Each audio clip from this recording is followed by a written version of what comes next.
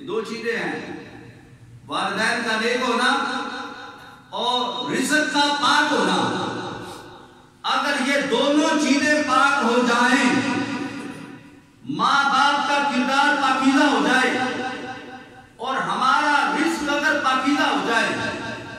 اللہ کی عزت کی قسم ہے ہر گھر میں اللہ تعالیٰ اپنے ولی پیدا فرمائے، ولیوں کا معاشرہ بن جائے۔ پھر ہمیں ولی تلاش کرنے کے لیے سوچنا نہیں پڑے گا، شہر با شہر، گاؤں با گاؤں، علاقہ با علاقہ چھاننا نہیں پڑے گا کہ ہمیں پتہ چلے کہاں پہ اللہ کا ولی رہتا ہے۔ اگر گھر کے والدین ہی ولیوں والا کردار اپنا لے تو اولاد کے لیے یہی داتا صاحب ہے، اولاد کے لیے یہی خواجہ صاحب ہے، اولاد کے لیے یہی غوث الاعظم ہے۔ ان کو بھی کسی اور در پہ جانے کی حاجت نہیں،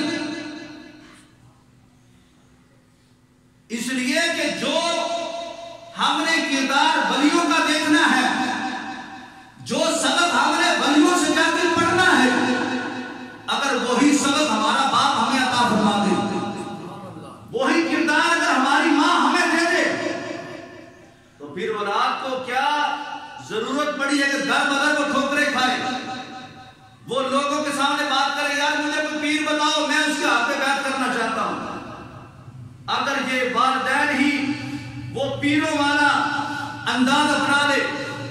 وہ اللہ کے ولیوں والا کردار اپنا لے، اللہ کے ولیوں والے اعمال اپنا لے، ولی کچھ اور نہیں کرتے، ولی صرف وہی کام کرتے ہیں جو رب کہتا ہے یا رب کے محبوب کہتے ہیں، اور ولی کوئی کام نہیں کرتے، کوئی ان کا ذاتی کام نہیں ہوتا۔ اگر آپ ولیوں کی زندگی کو دیکھ لیں، ولیوں کا ذاتی اپنا کوئی عمل نہیں ہوتا، کوئی اپنا کوئی فعل نہیں ہے، وہ جو کام کرتے ہیں وہ یا رب کے حکم کے مطابق کرتے ہیں یا رب کے محبوب کے حکم کے مطابق کرتے ہیں۔ وہ کام آپ بھی کر سکتے ہیں، میں بھی کر سکتا ہوں۔ وہ جو نمازیں